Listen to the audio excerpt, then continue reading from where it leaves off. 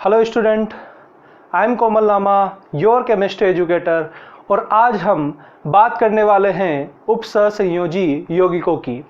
Last class में हमने द्विक लवण तक पढ़ा था कि द्विक लवण क्या होते हैं और वो हमारे जेईई मेंस और नीट के लिए क्यों इम्पोर्टेंट है, उनमें से कौन कौन से सवाल बन सकते हैं। आज हम द्विक लवण और उपसहसंयोजी लवण के बारे में परिभाषित करेंगे, उनके बारे में क्या डिफरेंस होता है उसके बारे में बात करने जा रहे हैं। तो द्विक लवण का मीनिंग होता है जो ठोस अवस्था में तो स्थायी होंगे परंतु जलीय विलयन में अस्थायी होंगे, क्योंकि वे अपने अवयवी आयनों का परीक्षण दे देते हैं।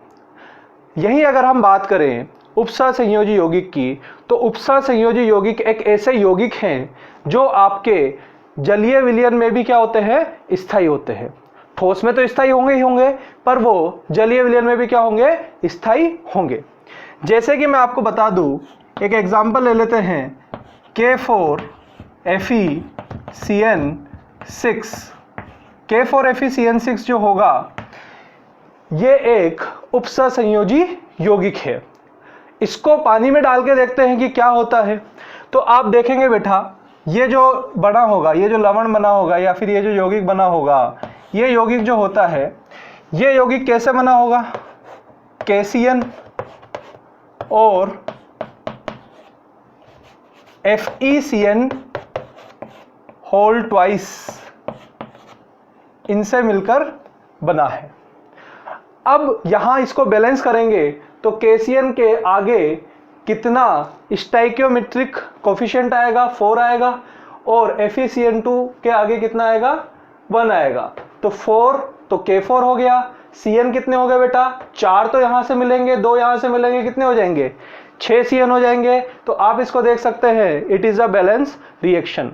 तो उपसहसंयोजी यौगिक क्या होते हैं, एक ऐसे यौगिक जो आपके दो साधारण लवणों से मिलके बने हो और जलीय विलयन में भी स्थायी हो। तो दो साधारण लवणों से मिलके बने हैं और इनके बीच में जो रेशियो है वो कितना है, 4:1 का। 4:1 मतलब फिक्स्ड रेशियो भी रखता है और आपके ठोस में क्या होगा, स्थायी होगा। परंतु जैसे आप इसको जल में डालेंगे तो जल में क्या होगा बेटा, ये जल में भी स्थायी रहेगा। यहाँ K+ बनेगा और कौन सा आयन मिलेगा आपको, FeCN6-4। तो यहाँ पे FeCN6-4 मिल रहा है और क्या मिल रहा है, K+ मिल रहा है।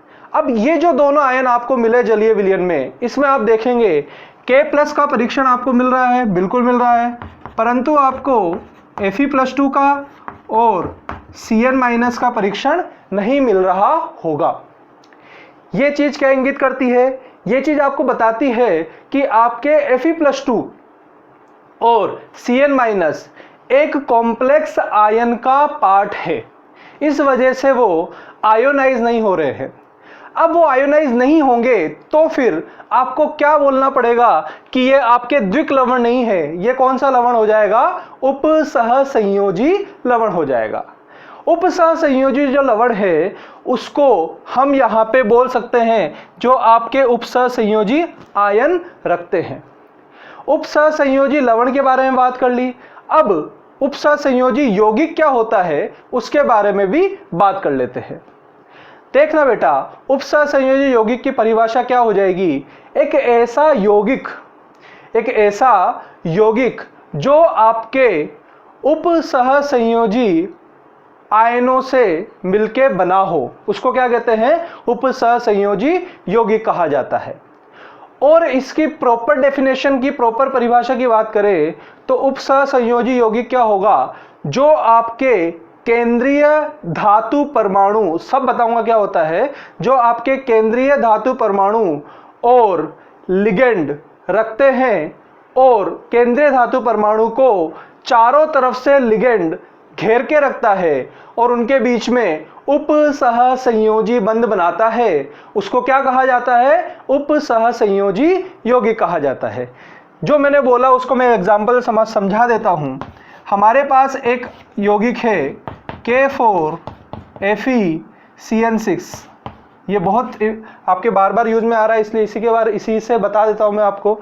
तो यहाँ आपके जो Fe है वो किस फॉर्म में होगा, Fe+2, और इसको क्या बोलते हैं हम, केंद्रीय धातु आयन, सेंट्रल मेटल आयन या केंद्रीय धातु एटम, केंद्रीय धातु परमाणु या केंद्रीय धातु आयन बोला जाता है इस वाले पार्ट को। अब इस वाले पार्ट को केंद्रीय धातु आयन क्यों बोला गया, क्योंकि यहाँ पे जो Fe+2 है वो एक धातु है और क्योंकि वो इस कॉम्प्लेक्स के केंद्र पर होती है, इसलिए इसे क्या कहा जाता है, केंद्रीय धातु आयन कहा जाता है। अब आपके जो Fe+2 होगा, उस Fe+2 को जो Cn- है वो क्या करेंगे बेटा, आपको दिख रहा होगा उनकी संख्या कितनी है, 6। तो जो Cn- होगा वो Cn- उसको चारों तरफ से घेर के रखेगा और जो Cn- होगा वो इसके साथ में उपसहसंयोजी बंध बना रहा होगा। तो जो Cn- होगा 1 2 3 4 5 6, जो Cn- है वो इसको चारों तरफ से घेर के रख रखा है यहाँ पे, और आपके जो Cn- है वो Fe+2 मीन्स केंद्रीय धातु आयन के साथ में उपसहसंयोजी बंध बनाता है। इस वजह से उसे क्या कहा जाता है, लिगेंड कहा जाता है। तो लिगेंड का मतलब क्या हो गया, जो अपने इलेक्ट्रॉन को डोनेट करता है, मतलब दाता परमाणु। और Fe+2 क्या हो गया, ग्राही, आपके लोन पेयर को ग्राही होता है, जो आपके एकाकी युग्म को क्या करता है, ग्रहण करता है, और जो एकाकी युग्म को देता है वो लिगेंड हो गया। जो एकाकी युग्म को ग्रहण कर रहा है वो क्या हो जाएगा, वो आपके केंद्रीय धातु आयन हो जाएगा। तो केंद्रीय धातु आयन और लिगेंड आपस में मिलके क्या बनाते हैं, उपसहसंयोजी यौगिक का निर्माण करते हैं। परिभाषा आपको देखनी है, तो परिभाषा क्या हो जाएगी, एक ऐसे यौगिक जो केंद्रीय धातु परमाणु रखता है और उस केंद्रीय धातु परमाणु को लिगेंड चारों तरफ से घेर के रखते हैं और उनके मध्य उपसहसंयोजी बंध बनता है, उसी यौगिक को क्या कहा जाता है, उपसहसंयोजी यौगिक कहा जाता है। जो मैंने बताया वो आपको, मुझे लग रहा है समझ में आ गया होगा कि क्या इसका मीनिंग होगा। अब यहाँ से आपको एक बहुत ही इम्पोर्टेंट कॉन्सेप्ट मैं बताने जा रहा हूँ, थोड़ा ध्यान से सुनिएगा। आपके जो भी कॉम्प्लेक्स होगा उस कॉम्प्लेक्स के अंदर एक चीज़ जो होगी वो आपको शायद कोई बता सकता है, कोई नहीं भी बता सकता, उसके बारे में हम बात कर लेते हैं। केंद्रीय धातु परमाणु और लिगेंड से मिलने वाले, लिगेंड जो होगा उससे उपसहसंयोजी बंध बनाने वाले यौगिकों को उपसहसंयोजी यौगिक कहते हैं। समझ में आ रहा होगा। अब इसके बाद आपके जो उपसहसंयोजी यौगिक है उसके बारे में बहुत सारी किताबों में लिखा होता है कि ये आपके जलीय विलयन में अनआयोनाइज्ड होते हैं, मतलब वहाँ पे ये आपके घुलते नहीं हैं। आपको Fe+2 Cn- का परीक्षण वहाँ पे नहीं मिल रहा है। परीक्षण नहीं मिल रहा है ये बात तो सही है, पर उनका जो डिग्री ऑफ डिसोसिएशन है, जो वियोजन की जो आपके पास डिग्री है, वो उनकी बहुत कम होती है या वो उनकी नेग्लिजिबल होती है, 0 होती है, वो उसमें घुलते ही नहीं है। इस पॉइंट को ध्यान में रखते हुए यहाँ पे देखना क्या मीनिंग होगा, क्या बताने वाला हूँ मैं। तो K4FeCN6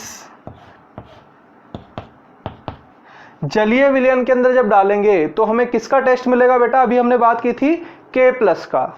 किसका टेस्ट मिलेगा, K+ का टेस्ट मिलेगा।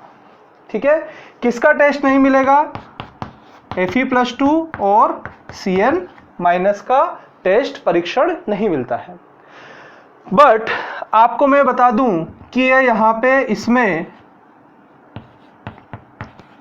बहुत ही कम मात्रा में क्या होते हैं, प्रेजेंट होते हैं, पाए जाते हैं।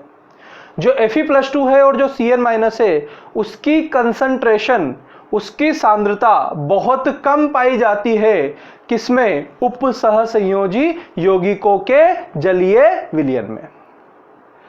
अब यहाँ पे बच्चे क्या करेगा कि इस चीज को स्किप कर देगा, यहां से वो छोड़ देगा।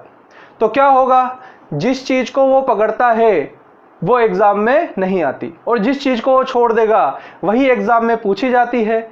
यहां से सवाल अगर आ गया तो आप नहीं कर पाओगे, इसलिए ध्यान से सुनिएगा क्या बताने जा रहे हैं, Fe+2Cn- जो होता है वो परीक्षण नहीं दे रहा है, पर वो आपके आयन जलीय विलयन में उपस्थित होंगे, कम मात्रा में उपस्थित होंगे, इसलिए परीक्षण नहीं दे रहा है। कम मात्रा में उपस्थित होंगे इसलिए क्या नहीं दे रहा है, परीक्षण नहीं दे रहा है। क्योंकि आपके जो भी आयन परीक्षण देते हैं, जैसे बात करते हैं यहाँ पे K+ की, तो K+ यहाँ परीक्षण इसीलिए दे पा रहा है क्योंकि वो यहाँ आपके बहुत ज़्यादा सांद्रता है, क्योंकि वहाँ बहुत ज़्यादा सांद्रता में पाया जा रहा है वो, और Fe+2 और Cn- की सांद्रता उतनी नहीं है जितनी परीक्षण देने के लिए होनी चाहिए, इसलिए वो परीक्षण नहीं दे पा रहे हैं। क्या ये बात समझ में आ रही है आपको कि आपके K+ की सांद्रता ज़्यादा है? क्यों ज़्यादा है? क्योंकि वो 100% क्या होगा, आयोनाइज होगा, पर आपके Fe+2Cn- आयोनाइज नहीं होंगे, या बहुत बहुत कम होंगे, नहीं होंगे गलत वर्ड है, बहुत कम आयोनाइज होंगे, इस वजह से परीक्षण नहीं मिल पा रहा है। परीक्षण मिलना एक अलग बात है और आयोनाइज होना एक अलग बात है, ठीक है। तो आगे से ध्यान रखना, ये आंशिक रूप से आपको जलीय विलयन में मिलेंगे, पर इनकी सांद्रता इतनी अधिक नहीं है कि ये परीक्षण दे पाए, इस वजह से परीक्षण नहीं मिलता है। इसलिए कई किताबों में या कई जो टीचर है वो आपको बता सकते हैं कि ये आपके पाए ही नहीं जाते, मतलब ये डिग्री ऑफ डिसोसिएशन इनका होता ही नहीं है, या नेग्लिजिबल, जीरो है, जीरो नहीं होता भैया, नेग्लिजिबल है, बहुत कम मात्रा में ये पाए जाते हैं। क्या ये बात समझ में आ गई आपको? अगर ये समझ में आ गया है तो उपसहसंयोजी यौगिक जो होगा उसके अंदर आपको इतना जो है वो ध्यान रखना है, ठीक है। चलिए, अब इतना जो है वो हम अगर पढ़ चुके हैं तो आगे हम बात करेंगे उपसहसंयोजी यौगिकों के जो इंपॉर्टेंट क्वेश्चंस है जो आपके एग्जाम में पूछे जा सकते हैं, वो क्या क्या है। उपसहसंयोजी यौगिक जो होता है बेटा, उसमें आपको दिख रहा होगा उसका फॉर्मेट इस तरीके का होगा, उसका रिप्रेजेंटेशन, उसको यहाँ पे दर्शाने का तरीका ऐसा है। पर कुछ उपसहसंयोजी यौगिक इतने बड़े होते हैं कि उसका डायग्राम जो है वो हम नहीं बना पाएंगे, यहाँ पे बहुत बड़े बड़े कॉम्प्लेक्स होते हैं तो उनका डायग्राम हमें नहीं बनाना है, पर आपको उसमें से सवाल पूछा जा सकता है, और वो क्या सवाल है उसके बारे में हम बात करेंगे। ये नीट के और जेईई के लिए बहुत इंपॉर्टेंट है, इसलिए ध्यान से सुनिएगा क्या बोलने जा रहा हूं मैं। देखिए इधर जो हीमोग्लोबिन है, हीमोग्लोबिन नाम सुना होगा, बायो वाले स्टूडेंट इसको बहुत अच्छे से समझते होंगे और मैथ्स वाले भी जानते हैं हीमोग्लोबिन जो होता है। तो हीमोग्लोबिन जो होगा उस कॉम्प्लेक्स का केंद्रीय धातु परमाणु क्या होता है, Fe+2। जैसे K4FeCN6 का आयरन था, वैसे इसका भी क्या होता है बेटा, आयरन होता है। हीमोग्लोबिन के बाद में बात करते हैं हम क्लोरोफिल।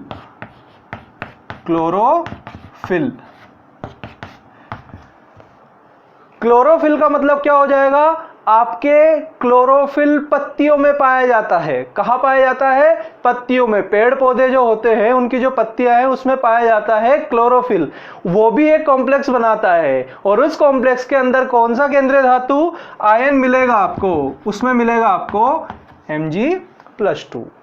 पहला याद हो गया, हीमोग्लोबिन में Fe+2, क्लोरोफिल में Mg+2।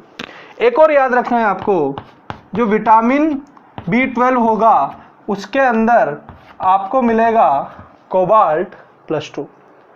तो विटामिन B12 में कोबाल्ट+2, हेमोग्लोबिन में आयरन+2 और क्लोरोफिल में Mg+2 पाया जाता है। तो ये उपसहसंयोजी यौगिक के ऊपर जो सवाल है उसमें से ये सवाल, और एक मैंने आपको दूसरी चीज बताई, आंशिक रूप से वह जलीय विलयन में घुला होता है, उस चीज को भी आपको ध्यान में रखना है। ये दो इंपॉर्टेंट पॉइंट है इस टॉपिक के, तो इसको आपको याद रखना है, ठीक है। मुझे समझ में आ रहा है कि आप लोग जो है बहुत ध्यान से पढ़ रहे हैं और आप लोग हर एक चीज को बहुत अच्छे से समझते हुए चल रहे हैं।